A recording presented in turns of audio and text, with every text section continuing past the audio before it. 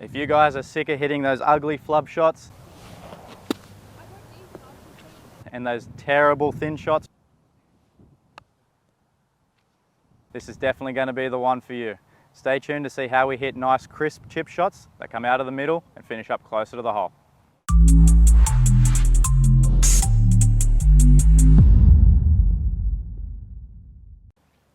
Alright guys, so when we're talking about the lofted chips, we're looking at using one of two clubs. We're looking at either our sand wedge, or in my case my 54-degree wedge, or our lob wedge, so 58-degree out of my bag here. Now where these differ to the chip and runs that we learned about last week was these are actually designed to get in the air a little bit more.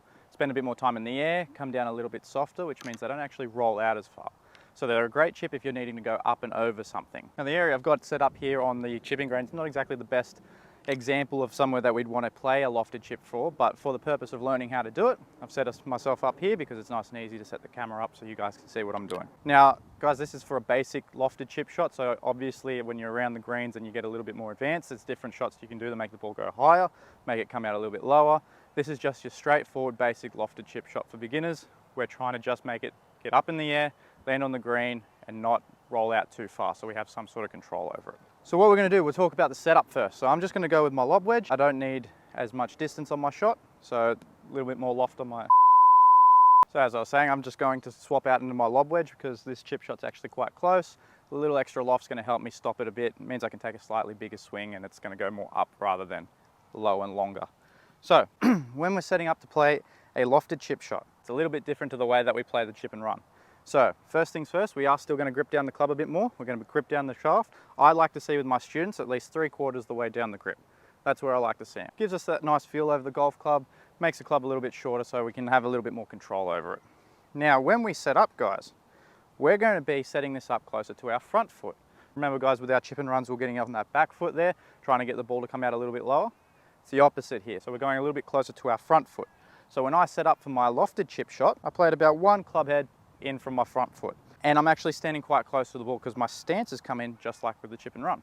So you'll see here with my full swing, I'm gripping up the top end of the grip there, and I've got my one and a little bit fist away from the ball. When we go with our chip shots, whether it's a chip and run or a lofted chip shot, we do get a lot closer to it. So we're almost about half a fist away from the body there. So you can see it right there on that side there, it's about half a fist. And here's the trick guys, once we get ourselves into that setup position, just like with our chip and runs, we want to make sure that that golf club, the head of that golf club is brushing the ground when we hit the shot. So if we put this all together, I get grip down the grip, get my feet in a little bit closer, I'm about half a fist away from the ball, and it's playing about a club head inside my front foot. I put it all together, all I'm trying to do, brush the ground.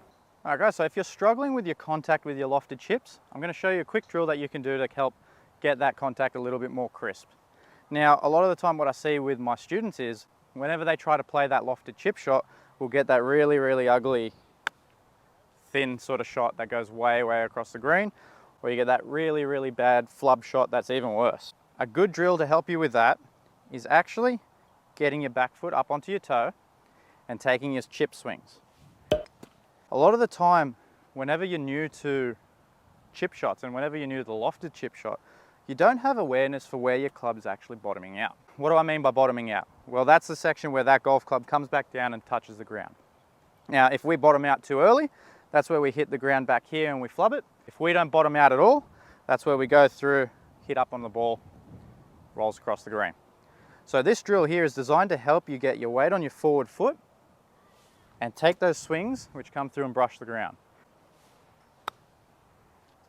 Alright guys, so once you've had a bit of a go of doing that, you can actually start trialing a little bit more loft to your clubs. And the way that we do that guys, is we're going to open our club face ever so slightly. So it's for a right-handed golfer, it's going to be looking like you're pointing it out to the right a little bit, but we're actually opening up the face. We're not pushing our hands forward or doing anything like that. Easiest way to do it guys, one hand, set it behind the ball, and just let it open up a little bit. Let it look like it's pointing to the right. And because of this, we're actually going to adjust our body to aim a little bit further to the left. From here guys, we grip the club nice and low down the shaft again, just like we were before. And all we're trying to do is take our swing and try and get that club to brush the ground.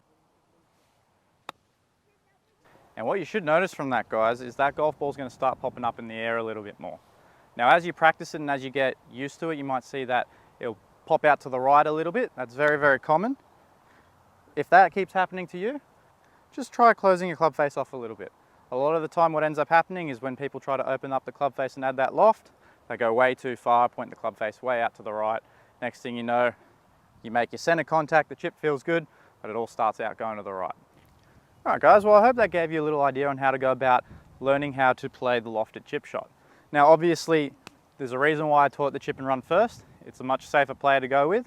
Whenever you have plenty of green to work with, it's definitely the chip to go with. However, sometimes on the golf course, we're going to need to play that lofted chip shot. And knowing how to do it's going to make you a better golfer.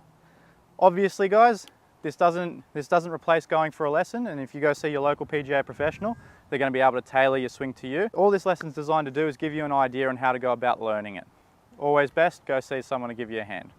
If you're looking for a lesson from me personally, I'll coach you out at the Ridge Golf Course here in Sydney. Feel free to stop by, have a visit. We have a great facility out here. I'm more than happy to help you out. But other than that, guys, I hope you enjoyed the video.